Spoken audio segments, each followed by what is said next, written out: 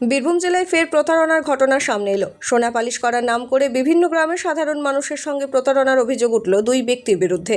জানা যায়, গতকাল 15ই মার্চ রবিবার বীরভূম জেলার পাইকর থানার অন্তর্গত বিভিন্ন গ্রামে সোনা পালিশ করার কথা বলে মানুষের কাছ থেকে সোনা নিয়ে প্রতারণা করেন দুইজন ব্যক্তি।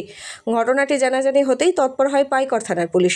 পুলিশ সূত্রে জানা গেছে, একই দিন বিকেলের দিকে পাইকর থানার জাজিগ্রাম হিয়াতনগর রোড এলাকায় অভিযুক্তদের গ্রেপ্তার করা হয়। তখন তারা জাজিগ্রামের দিক থেকে আসছিলেন বলে জানা যায়। এরপর আজ 16ই মার্চ সোমবার সকালে পাইকর থানার পুলিশের পক্ষ থেকে ধৃত দুই অভিযুক্তকে রামপুরহাট মহকুমা আদালতে পেশ করা হয়।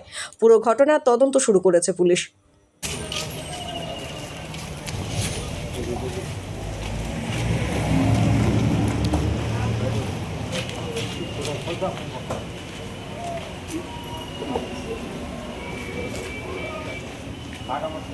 আমার